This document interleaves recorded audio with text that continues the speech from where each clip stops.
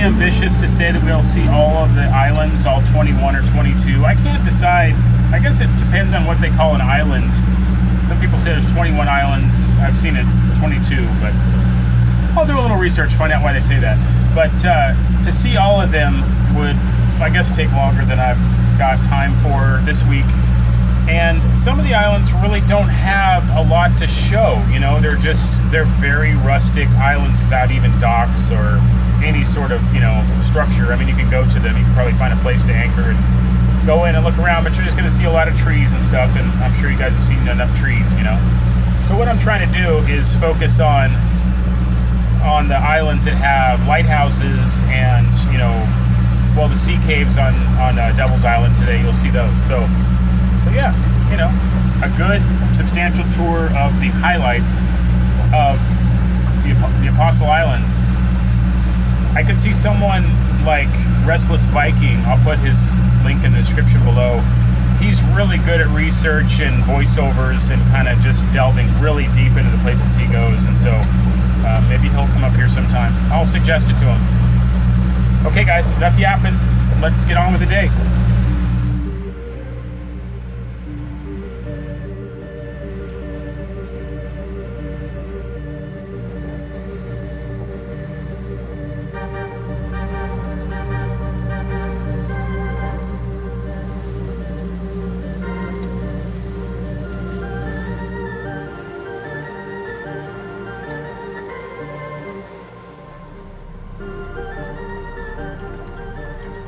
Okay guys, Raspberry Island Lighthouse.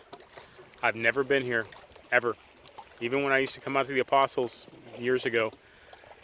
Never came to this one. I don't know why, but better late than never.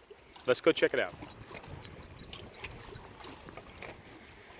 We got these cart tracks, which need to be present in all these lighthouses. Pulling supplies up the hill. Go!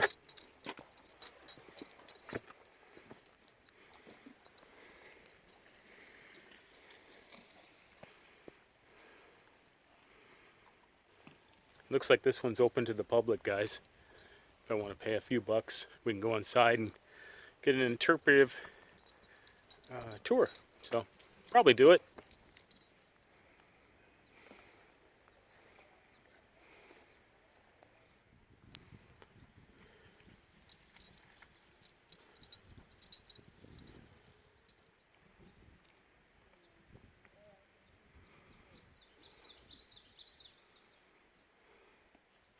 Could not ask for a better day, guys. Wow. It's like 75. Little wind. No black flies up here on the hill.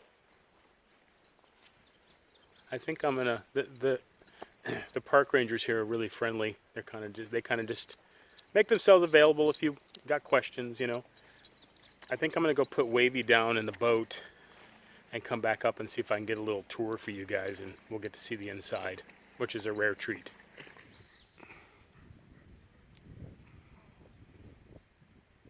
Okay guys, just gonna show you. He's over there talking to some other folks. I paid the $5 and really nice guy. He said it's okay to bring out the camera too. I probably won't do it too much. I hate shoving cameras in people's faces, even if it's official, but we're going to do a little tour of the inside of the lighthouse. So we'll actually get to see what the inside of one of these lighthouses on the Apostle Islands is like. This is an exceptionally nice one that's been very well taken care of. So let's check it out. Well, and this other gentleman here, and I didn't even ask his name. Most of the articles are reflective of that time period. Thank you. Here would heat up the whole stove, has an oven at the bottom, has a little warming down even up here. Pretty nice for a wood stove, pretty fancy wood stove for a lighthouse, I can say. Usually lighthouses had not fancy things because they had to transport all their stuff out here. This room, of course, is the dining room of the house. It was a place to eat, but you can see that it was also an office for the keeper. One of the duties that the keeper was required to do every day is write in the logbook. We still have the logbook that tells what the stories of what happened here every single day. Is the keeper of this night. His name is Lee Ellsworth Benton. Mr. Benton started with the lighthouse service in 1905. He started out on Devil's Island. That's our furthest island out. When he started with the lighthouse service, he didn't become a keeper. I love this old steamer trunk.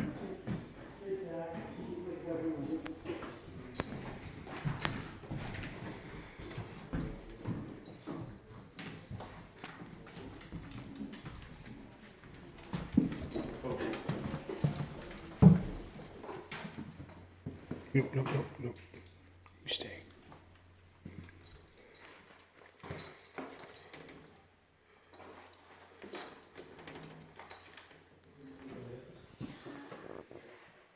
Does she mind being picked up?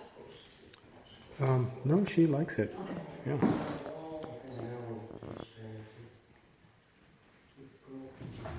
Again, this room is called the tool room. A variety of tools to be used for lighting the light as you get towards the town.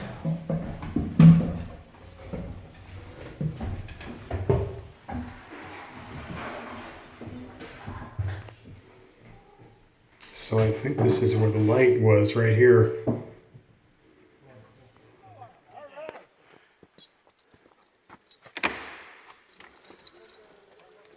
Go.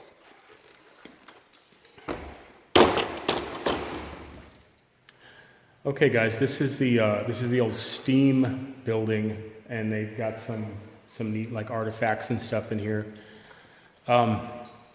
That tour that I just did is going to be kind of disjointed a little bit because, well, the guy, the interpreter, he knows a lot about lighthouses, but he's kind of soft-spoken, so I'm going to see how the audio comes in. And also there was a couple other people on the tour, and I didn't want to shove the phone in their face, but I can put something together, and I'll probably make it a supplemental video for those that are interested, you know, and get something out of it. So, but I'll turn the phone around here and just kind of show you guys what's in this room here. Okay, so this is a this is not an original, but it was built to resemble the original skiff. Roy Schreier, I'll put his link in the description like I often do with my videos. He sells plans and builds awesome little shanty boats. You'll probably find this fascinating. I can't believe people can do this with wood.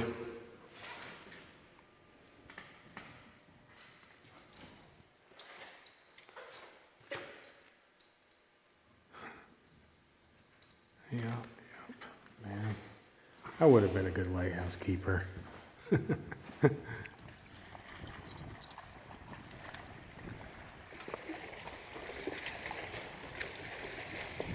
Okay, guys, that lighthouse tour was pretty awesome, and the fella told me about a lighthouse that I've never heard of.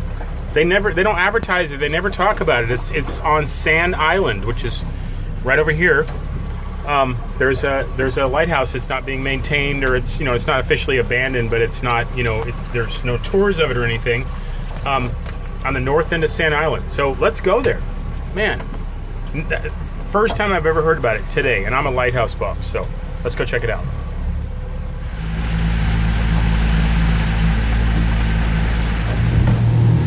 And to stay on schedule, I'm opening it up. We're gonna burn some fuel here because we now just added Sandpoint Lighthouse. We still gotta go to Devil's, and then I want to show you the fish camps on Rocky. So, burning fuel.